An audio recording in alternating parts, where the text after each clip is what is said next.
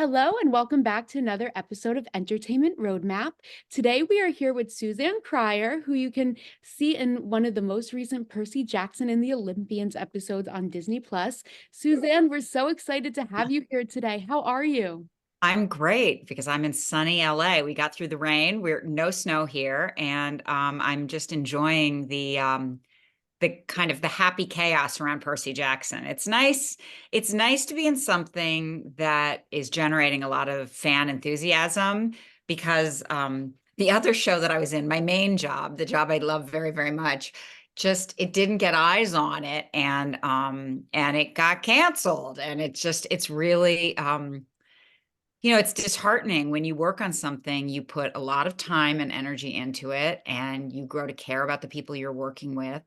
And so you just never know. You can predict a little bit. I mean, when I was on the set for Percy Jackson, I was like, yeah, this is going to be a big deal from the level of directors they had, from the quality of the people that they were casting, and the executive producers are pretty incredible for Percy. So I had a feeling, but you don't know until you know. I mean, anything in this day and age is vulnerable, let's say. So No, exactly. There's so many shows that get canceled out of nowhere. It's like the rug is just pulled out from underneath them. It's insane how can't like yeah, there's yeah. And then things that shouldn't be picked up, let's be blunt, like just dreck that yeah. has, but it's sometimes it doesn't even have to do with market share. And I talk about this with friends sometimes because you guys are a bit young to remember, but I started off, my first like series regular job was on a show called Two Guys, a Girl, and a Pizza Place with Ryan Reynolds and Nathan Fillion, and people who have gone on to have some decent careers, right? But the numbers we were getting on Two Guys when we got canceled, people would die for those numbers today. I mean, they would die. They would kill their children for the numbers that we got on Two Guys. But at that time, people were more cavalier about stuff, and they think, oh, we can do even better. We can get another Friends. Those days are over. It's really hard to get a big market share. There's so many competing services. It's hard to even find things. And one of the things that Percy Jackson had going for it is it had a built-in fan base because of the children who are still reading it today, and all the kids like my kids who read it when they were younger. So it had this built-in fan base. But the difficult part about that is you have to please that fan base. So it's a double-edged sword. Yeah, no, definitely. And I mean, it must have been really cool to be involved with Percy Jackson. So, how did all that start? How did you get involved with the show? Like, what was that process like? So as an actor, you can't control very much what you get seen on. You can ask sometimes, you go, oh, I'm really dying to be seen on so and so. But the end of the day, people see you for what they want to see you for. So you can't control it a lot. And I didn't know Percy Jackson was being made at the beginning. I knew the books because my kids had all read them. And we have Rick Riordan books all over the house. Um, and it's interesting. I try and give away a lot of the younger books just because the house is full of stuff, and they're 14 now. And so they're not going to reread, Goosebumps. So let's get rid of it. Right. They wouldn't let me get rid of the Percy Jackson stuff. So that's how I knew that it was significant to them in the same way that Harry Potter was. No way are you getting rid of those Harry Potter books. And so one day I got an audition, and it was during COVID, and we had all started going on tape, which I don't, maybe the people that listen to your podcast are interested in kind of the process of being an actor. I don't know what their particular area of interest is, but back before COVID, I only met with people in rooms for parts. And not that I'm all that, I'm not Jennifer Aniston or anything, but I would go right to the producers, I wouldn't be pre-screened by a casting director. Let's put it that way. I'm too old. I've been doing this too long. People either like me or they don't like me. And there's not, I'm not going to change their minds probably. So I would go meet people in a room, but COVID changed all that. So no, people like me we're in the same place as people who are completely unknown because all of us had to go on tape. And once the casting director gets the tape, they can choose to put my tape to the directors or they could not. So I'm in the exact, like when I go into a room, I know the director or the producers have to see me because they're sitting there. They could be rude, they could be on their phone, but they're going to hear me, they're going to see me. Sending your tape in, it can be flushed down the toilet. They can decide, whatever.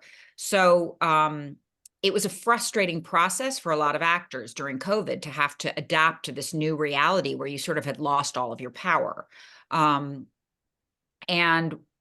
I was frustrated during COVID. We all were. And then I get this audition for Percy Jackson. And I thought, oh my God, my kids will just lose their minds. But it wasn't for Echidna, it was for Megan's role. So the original part that I went in on was for Megan's role, which of course I didn't know was Megan's role at the time, nor did they, because they were auditioning for it. And it was really hard audition. It was really hard. Usually with auditions, I just look at things and I'm done in like 1 second because I've been doing this a long time and I'm fast. But it was pages and pages of blah, blah, blah, blah, blah. Cool stuff, but like hard, like screaming monster, like hard, really hard stuff. So I worked on it and I went and did it at a self-tape place and I never heard anything. And I was bummed out about it, actually. I normally don't get bummed out, but I was bummed out. And I think it was probably because of the fact that I knew my kids would be so excited. But, a couple months went by, I think, pretty long. It might have even been 3 months, a long time. Because you usually find out like 2 days later, they're interested in you, they have a pin in you.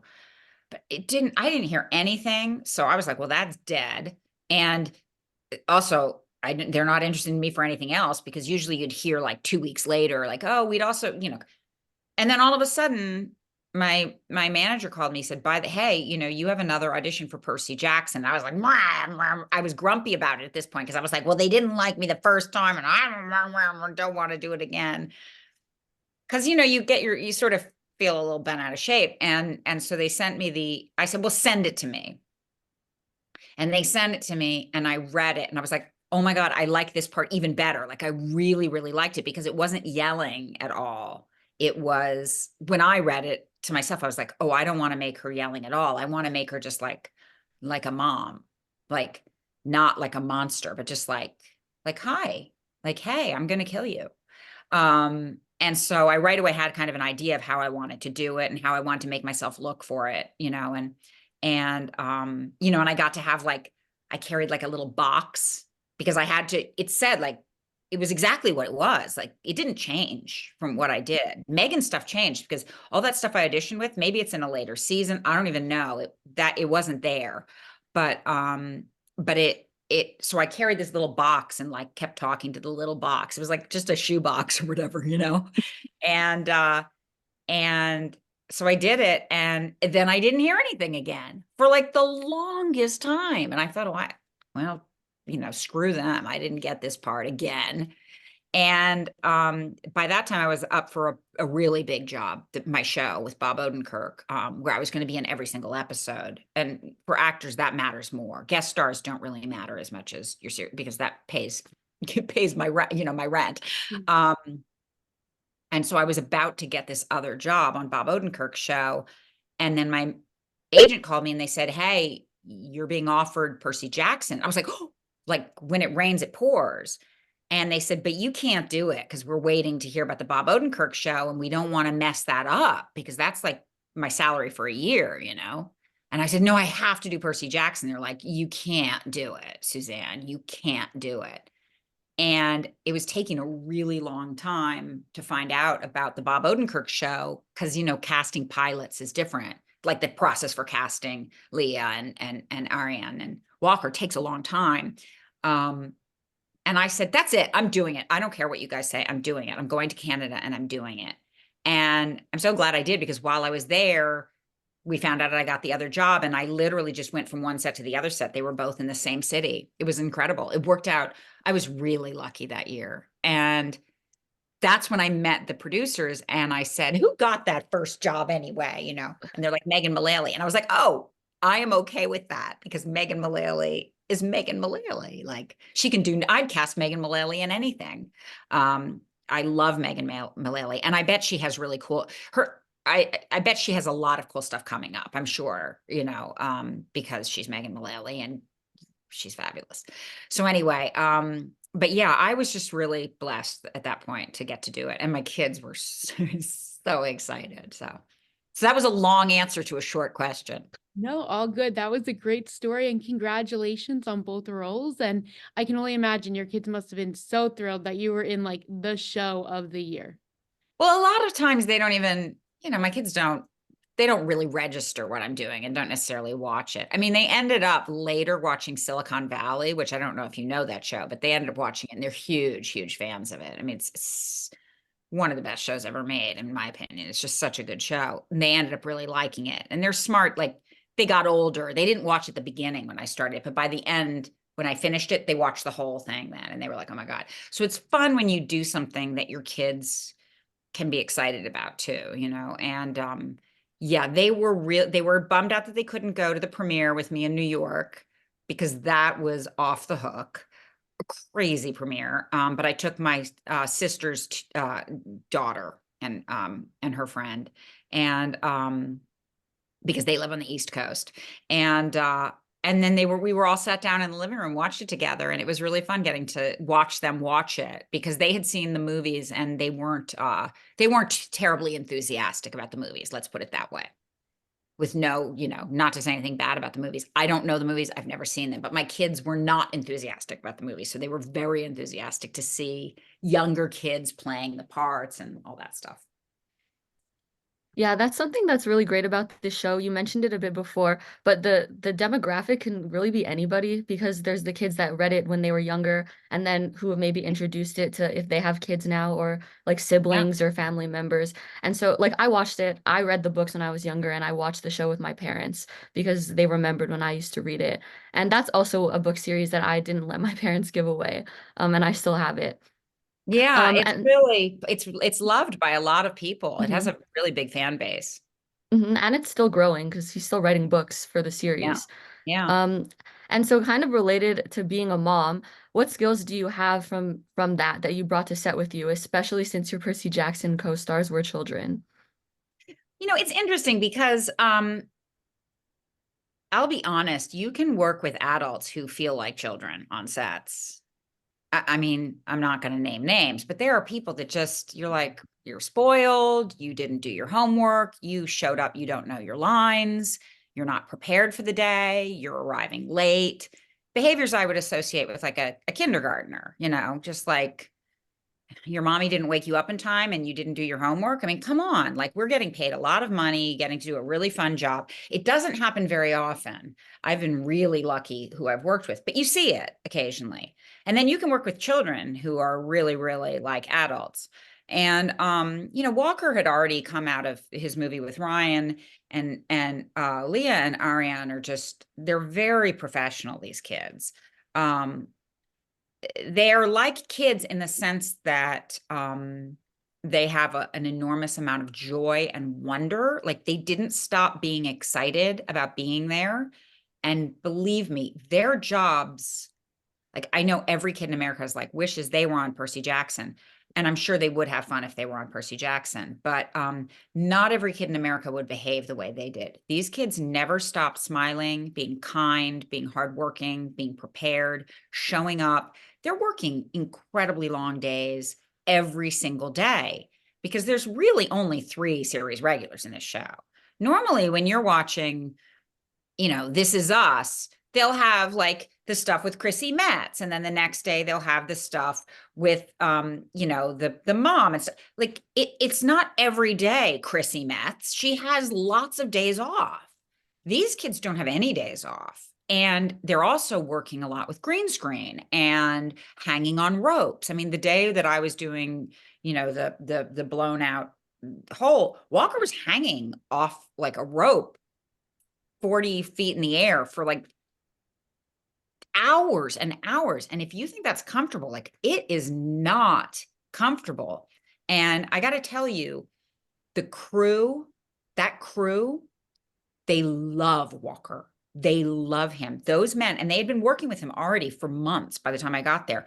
They love him. And these guys are hardened professionals who do this, but they are like, this kid, he's not rude. He's appreciative. He works hard. He has a great attitude. Every take is a good take. He's trying to get better. So maybe I'm not really answering your questions, but I didn't feel like I was going onto a set with children. I felt like I was going onto a set with professionals, but they were excited the way kids are. And that I liked. And I am a mom. I have 3 kids, 2 boys and a girl like them. And I'm used to controlling the room when I need to. So I think I can bring that. And I was a teacher when I got out of school for a year. Like I can get a group of kids quiet. And so I think I know Echidna needs to bring that. Like she needs people to walk in and be like, it's my turn and you're going to listen to me now. And I do think because I'm a mom and a teacher, I probably bring authority. And I can be scary. I know that I don't play like soft characters. I play pretty tough characters. So, but I loved working with them. They're just good kids. They're nice people. I'm so happy for them because they deserve it. They worked for it. They all did. Everybody on that set did. The crew did, but I'm happy for the 3 kids because they're lovely. Yeah, and it's really apparent. I watched the behind the scenes documentary that they showed after, and like the work that they had to do, and everybody seems crazy. And the entire time, everybody was smiling, and it just looked like so much fun. But They then they literally all, like when yeah, they're playing, like you'd be like, when I'm on set, I have fun when I'm on set. And then I go to my dressing room, I'm like, okay, everybody leave me alone now. I just want to like I need some quiet. I'm old, I'm tired, leave me alone. Those kids, like they get off set and they've been working with each other on set for 8 hours, and then they get off set and they're screwing around with each other, laughing, and I'm like, they don't get sick of each other. I mean, while I was there, I was like, these kids are like best friends. They really, really they're nice to each other. They're polite. You know how sometimes like the more jokey you get, you start getting mean jokey. Do you know how that can happen? yeah. Yeah. I didn't see that. And I'm really good, even though I wasn't there for that long. I was in Canada during all the filming. And I am friends with the executive producer now, Dan Schatz, who's amazing. He's a great executive producer. He brings an enormous amount of love to the set. So I kept hearing from him. He's like, these kids are just, they don't stop being great. Like that was the best thing they did, is casting those nice kids, smart, nice kids who work hard. Yeah. That's so great to hear. And like Noah said, it's so apparent. And I think it just shines through with every single cast member on that set. So that's phenomenal. Yeah. And kind of getting into your scene and as Echidna, what was it like participating in a scene that incorporated a monster that's not actually there while filming? Or Yeah, maybe it's a good question. I mean, because it is different, and it's not, I don't come from like a Marvel movie background. I'm not like, I don't do that stuff. I do things that are much more uh kind of like intellectual chatty shows, and they're not and comedy, but and I have a big comedy background. I don't use green screen a lot. I don't use And so I got my body digitized. I did that whole thing where I went into a dome and they like took your body from every single angle and you have to make like scary expressions. So that I was fully digitized, AI there. And we had to work with just like the head and the tail of the monster. So Dan kept telling me, he's like, Suzanne, you're not going to believe what this thing's going to look like. And I'm like, yeah, I don't know what it's going to look like. But in a sense, not knowing what something's going to look like frees you up to put your own anything there, right? It's like why old movies used to have all the violence happen off screen, because your imaginings are worse than anything you can possibly show. Although they certainly test the boundaries of that with movies like the Saw series. They're trying to really, but I do think classy things, your imagination is the most powerful tool you have. And so I knew what I was supposed to be working with. And I knew, more importantly, and I think this is really important for Echidna, this is her child, right? these things are her children, these quote monsters. And so in a sense, by keeping it abstract for me on set, it's easier to feel as a human loving towards and sort of possessive to something. Like if it had been like a big plastic beast watching next to me, it's almost more work for me in a sense. So I knew where to put my hands and where to touch it, but I found it sort of in a weird sense freeing. Now, would I like to do green screen every day of my life? No, I wouldn't. I prefer being, I like being with Bob Odenkirk and Diedrich Bader and Mireille Enos and Cedric Yarborough on a set where we're talking and lines are being changed. Like lines aren't being changed on the Percy Jackson set. It's a totally different thing. That thing is set stone, right? It's those, because they're dealing with too much tech. The kind of shows I work on, we're changing the lines, we're figuring things out. We're like, I'm going to walk into the office here. Can we add a little, I mean, it's much more like improv. So it's a different vibe. Yeah, no, that makes a lot of sense. And I think I never really thought of that, but if you did have like a little plastic thing there, it must be hard to like feel any kind of affection or anything for that. Yeah, Because I mean, it's like, the same actor imagination you'd have to use, but in a sense, it limits it. So it's almost better to just have it be purely empty in a sense. yeah, Um, definitely. like I didn't even really want to look at the plastic parts they gave me. You know what I mean? It was almost distracting for me to look at it because I was like, well, that's not what it's really going to look like. I mean, a little bit. It's a gesture towards it, I guess, Yeah. Yeah, and it turned out looking really cool. Like what they created for the monster, it looked amazing. Yeah, I mean, all their money was well spent, I Mhm. think. Yes. It doesn't look shoddy, You Mhm. see things sometimes and you're like, oh my God, it's all just like crummy digital effects. I mean, they spent their money well on this show, I think. I think it looked really good. Yeah, I agree. Kind of going to your career as a whole, who's the most challenging and then rewarding character that you've ever had to play? Um, I think there was a period of time where I had to do like a bunch of like guests in hour longs where I'm like crying over dead sister, dead husband, dead baby, dead. And it's like women get asked to do that a lot for a long period of time. Like all those like shows that are like CSI Law and Order, they're just like, and it's not so much that they're hard. I can do it really easily. It's just sort of like you sort of are like, oh, here we go again.